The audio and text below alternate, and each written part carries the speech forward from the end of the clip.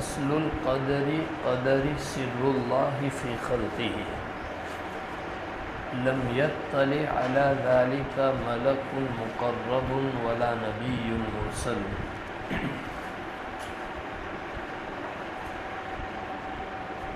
یہاں سے مصنف مسئلہ تقدیر کو بیان فرما رہے ہیں، اور تقدیر کے بارے میں جیسا کہ کل آپ کو بتلایا گیا کہ ایمان کے 7 ارکان ہیں، جس کو آپ نے ایمان مفصل میں پڑھا، آمنت باللہ وملائکتہ وکتبہ ورسلہ والیوم الآخر والقدر خیرہ وشرہ من اللہ تعالی۔ یہ ایمان کا ایک رکن ہے، تقدیر پر ایمان لانا۔ تقدیر پر ایمان لانے کا مطلب کیا ہے، یہ بھی کل آپ کو بتلایا گیا تھا کہ انسان پر جو بھی چیز آتی ہے، چاہے وہ رزق کی صورت میں ہو، رزق کی فراخی کی صورت میں ہو، یا تنگی کی صورت میں ہو، خوشی کی صورت میں ہو، یا رنج اور غم کی صورت میں ہو، حالات اور مصائب کی صورت میں ہو، یا پھر درست احوال کی صورت میں ہو، یہ جو بھی چیزیں انسان پر آتی ہیں، اسی طرح دنیا میں جو کچھ بھی ہو رہا ہے اور قیامت میں جو بھی چیزیں ہوگی آخرت میں، وہ سب کے سب اللہ کی تقدیر سے، اللہ کے علم سے، اللہ کے ارادے سے اور اللہ کی تعیین سے ہو رہی ہے۔ اور اللہ کی اس تقدیر اور تعیین کی حکمت کیا ہے، اس کو صرف اللہ رب العزت ہی جانتا ہے۔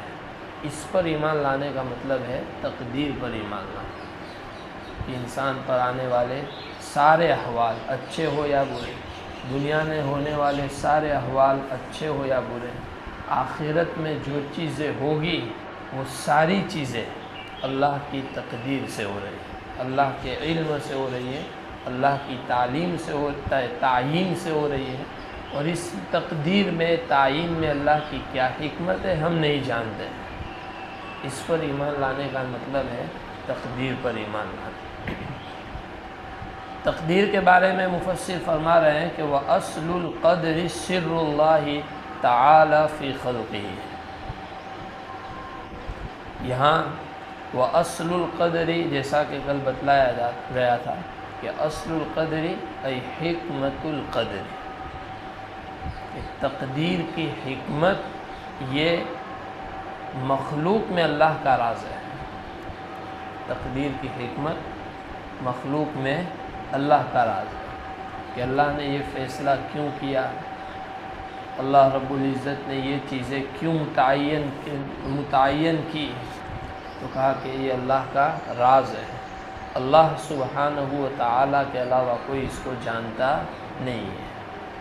اور جب اللہ کا راز ہے تو راز کے پیچھے نہیں پڑنا چاہیے۔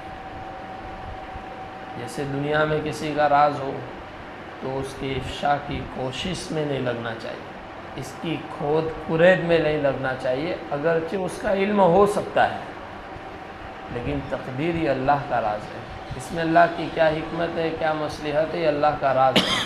اور اللہ کے راز کے پیچھے بھی ہم پڑیں تب بھی ہم اس کو جان نہیں سکتے، کیونکہ اللہ کا راز ہے۔ جب مخلوق کے راز کو بمشکل جانا جا سکتا ہے تو اللہ کے راز کو تو کیا ہے، بمشکل بھی جانا نہیں جا سکتا ہے۔ اس لیے مصنف فرما رہے ہیں کہ اللہ کا راز ہے، اور ایسا راز ہے کہ دنیا میں انسانوں کا جو راز ہوتا ہے وہ راز کسی نہ کسی کو معلوم ہوتا ہے۔ اس کا جو دوست ہوتا ہے، اس کے جو قریبی لوگ ہوتے ہیں، اس کے گھر میں جو اس کا سب سے چہیتا یا قابل اعتماد ہوتا ہے، اس کو معلوم ہوتا ہے۔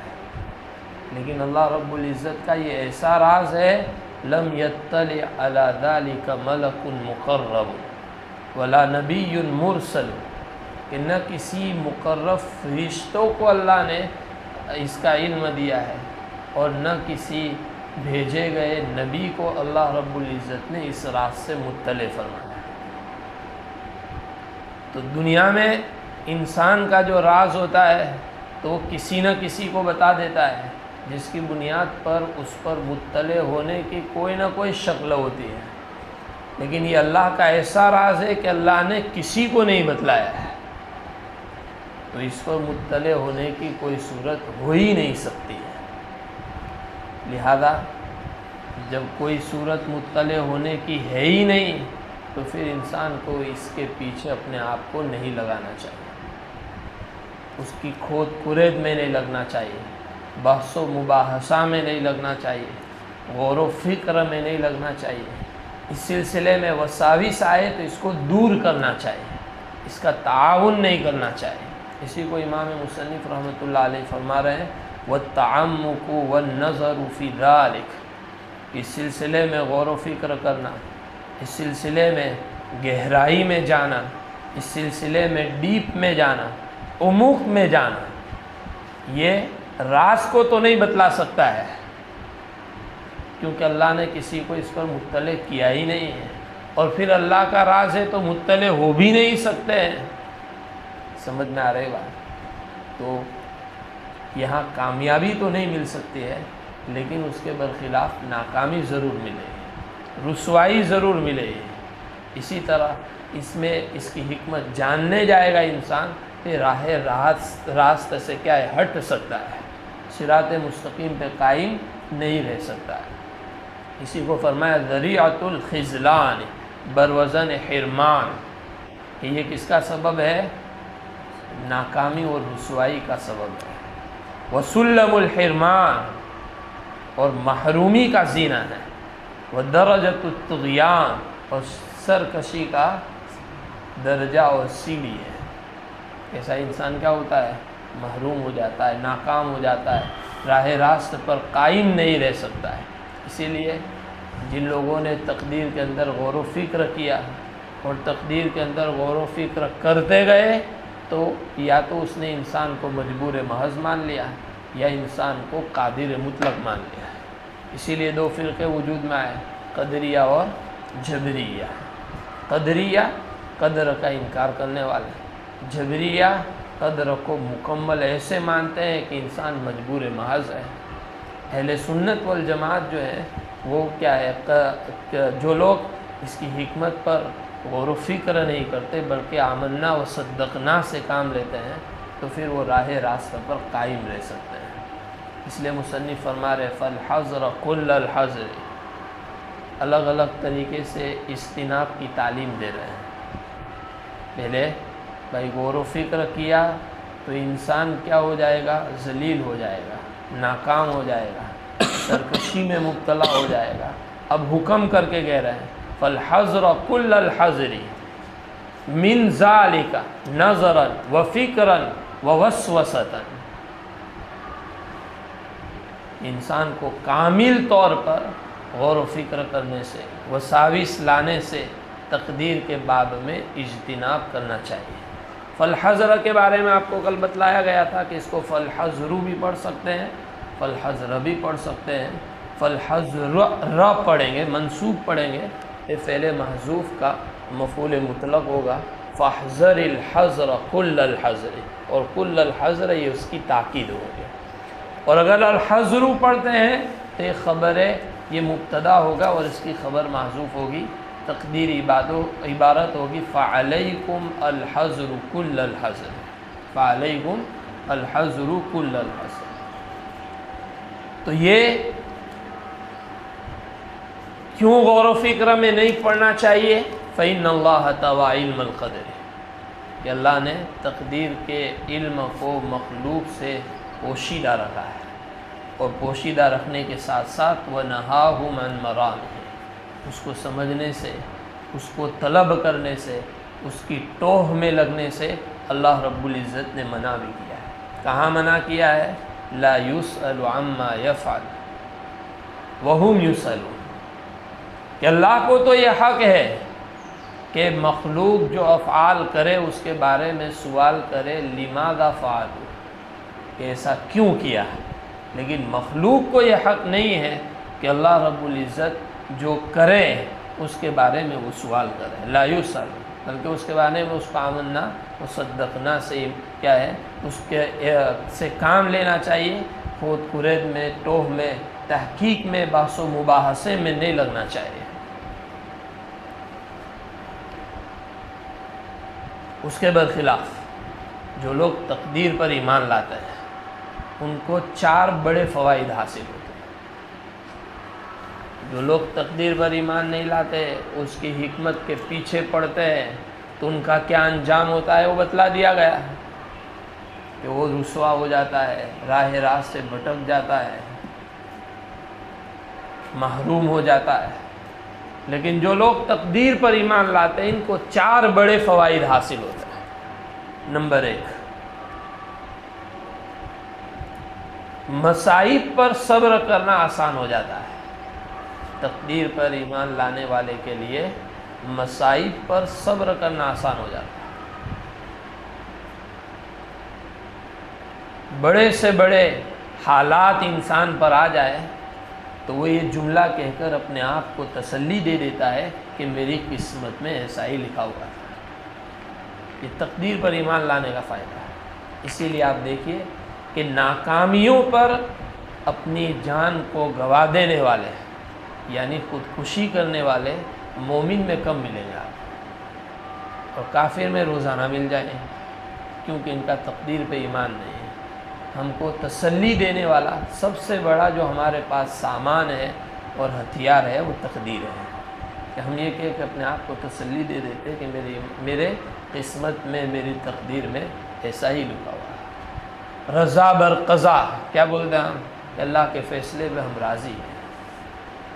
ارے سمجھ میں آ رہی بات کہ آپ کے ہی بارے میں ایسا کیوں لکھا ہے؟ اگر کوئی آ کے ہمیں بہکائے تب بھی ہم کیا کہتے ہیں کہ اللہ کی اس میں کوئی حکمت اور مصلحت ہوگی۔ یہ تقدیر پر ایمان لانے کا فائدہ۔ ارے سمجھ میں آ گئی بات۔ دوسرا فائدہ، تقدیر پر ایمان لانے والا جائز اسباب کو اختیار کرتا ہے، ناجائز سے اجتناب کرتا ہے۔ جو انسان تقدیر پر ایمان لاتا ہے وہ جائز اسباب اختیار کرتا ہے، ناجائز اسباب اختیار کرنے سے اجتناب کرتا ہے، کیونکہ تقدیر پر ایمان لانے والے کو یہ یقین ہے کہ جو مقدر میں ہے وہ مل کر رہے گا، اور جو مقدر میں نہیں ہے وہ نہیں ملنے والا ہے۔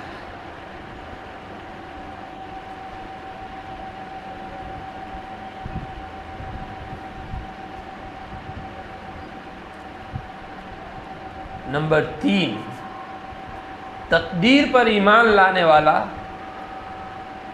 اپنی خودآگاہ صلاحیت اور خوبیوں پر تکبر نہیں کرتا ہے۔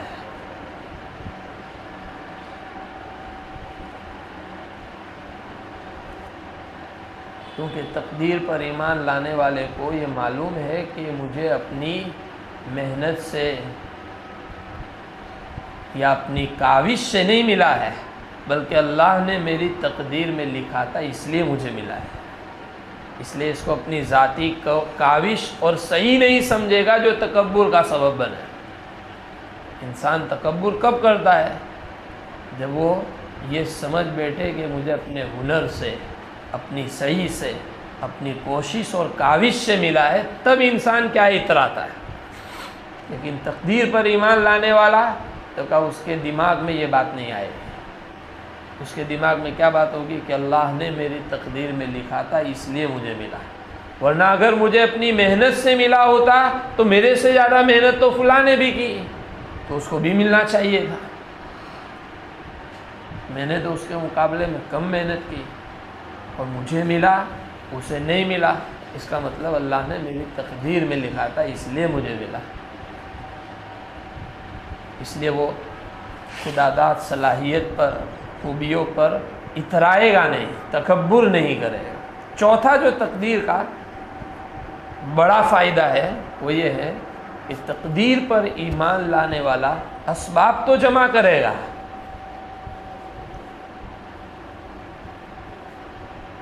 لیکن بھروسہ مسبب الاسباب پر کرے گا۔ اسباب پر نہیں کرے گا۔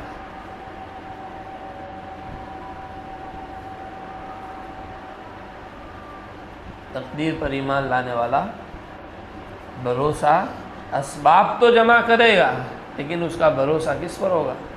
مسبب الاسباب پر ہوگا،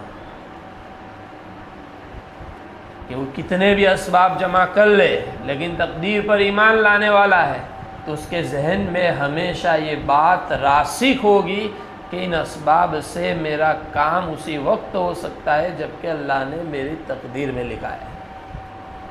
اگر اللہ نے میری تقدیر میں نہیں لکھا تو میں ساری دنیا کے بھی اسباب جمع کیے ہیں۔ تو یہ تقدیر پر ایمان لانے کے 4 بڑے فائدے ہیں۔ سمجھ میں آ رہے گا؟ آگے فرما رہے ہیں کہ فمن سأل لما فعل، کہ جب قرآن میں منع کر دیا گیا کہ لا يسأل عما يفعل وهم يسألون، پھر بھی اگر کسی نے اللہ کے کسی فعل کے بارے میں یہ سوال کیا کہ اللہ نے کیوں ایسا کیا، ایسا ہم لوگ کر لیتے ہیں کہ اللہ کو ہمارا ہی گھر کیوں دکھا، جب دیکھو سب سارے حالات ہمارے ہی گھر پہ کیوں آتے ہیں، ارے بولتے کہ نہیں، تو یہ اللہ کے فعل پر سوال ہے۔ تو فمن سأل لما فعل، کہ اللہ رب العزت نے ایسا کیوں کیا، تو فقد رد حکم الکتاب، تو اس نے کتاب کے حکم کو کیا کر دیا؟ رد کر دیا، اس کی تردید کر ڈالی، کیونکہ قرآن میں ہے کہ لا يسأل عما يفعل فعال لما يريد، وہ جو چاہے کرنے والا ہے، کوئی اس کو پوچھنے والا نہیں ہے۔ اور ہم اگر سوال کرتے ہیں تو یہ کتاب کا جو حکم ہے لا يسأل، اس کی تردید ہے کہ اس کو پوچھا نہیں جائے۔ اور ظاہری بات ہے کہ ومن رد حکم الکتاب، کہ جو کتاب کے حکم کو رد کرنے والا ہو، نہ ماننے والا ہو، کان من الکافرین، ای صار من الکافرین، کانا صار کے معنی تو کافرین میں سے ہو جائے گا۔ بہرحال مصنف فرما رہے ہیں کہ یہ جتنی باتیں ہم نے آپ کو بتلائی تقدیر کے بارے میں، یہ سب وہ باتیں ہیں کہ اولیاء اللہ میں سے جن کا دل اللہ ایمان کے نور سے منور ہو، ان کو ان سب باتوں کی حاجت ہے۔ راسخین فی العلم کو ان سب باتوں کی کیا ہے؟ حاجت ہے۔ اور یہی راسخین فی العلم کا مقام اور درجہ ہے کہ وہ اللہ کی تقدیر کے بارے میں خود کورید نہ کرے، اور نہیں کرتے ہیں اس لیے کہ وہ اس کو اللہ کا راز سمجھتے ہیں۔ کیا سمجھتے ہیں؟ اور اللہ کے راز کو افشا کرنے کی کوشش نہیں کرتے ہیں، بلکہ راسخین فی العلم اور جن کے دل ایمان کے نور سے منور ہوتے ہیں، وہ تقدیر پر ایمان لاتے ہیں اور اس تقدیر کی حکمت کو جاننے کے بارے میں بحث و مباحثے کے دروازے کو بند کر دیتا ہے۔ سمجھ میں آ رہی بات؟ اس لیے کہ اللہ نے منع فرمایا ہے۔ مصنف رحمۃ اللہ علیہ فرما رہے ہیں آگے لِأَنَّ الْعِلْمَ عِلْمَانِ، بھائی ہمیں تقدیر کے پیچھے کیوں نہیں پڑھنا ہے، اس کی علت بیان کر رہا ہے کہ علم 2 طرح کا ہے۔ علم فی الخلق موجود، ایک علم وہ ہے جو مخلوق میں موجود ہے، اور وہ ہے شریعت کا علم، علم الشریعتی و اصولہا و فروعہا، شریعت کا علم، شریعت کے اصول کا علم، شریعت کے فروع کا علم، یہ معلوم ہے۔ وَعِلْمٌ فِي الْخَلْقِ مَفْقُودٌ، اور ایک علم وہ ہے جو مخلوق میں مفقود ہے، یعنی مفقود ہے یعنی مخلوق کو بتایا نہیں گیا ہے۔ ایک علم وہ ہے جو مخلوق کو میں موجود ہے یعنی بتایا گیا ہے، اور ایک علم وہ ہے جو مخلوق میں مفقود ہے یعنی مخلوق کو بتایا نہیں گیا ہے۔ بتایا گیا ہے وہ کون سا علم ہے؟ وہ بتا دیا گیا آپ کو کہ وہ علم شریعت ہے، علم اصول شریعت ہے، علم فروع شریعت ہے۔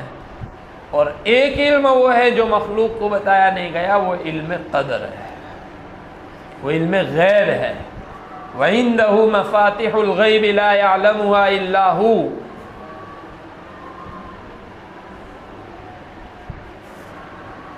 لہذا ہمارا کام کیا ہے؟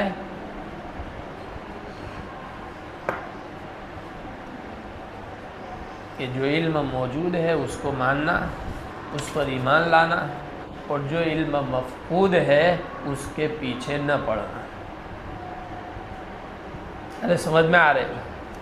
علم موجود کو ماننا، اس کا انکار نہ کرنا، یہ ہمارا کام ہے، اور علم مفقود کے علم کا دعویٰ نہ کرنا بلکہ اس کے طلب کو چھوڑ دینا، یہ ہمارا کام ہے۔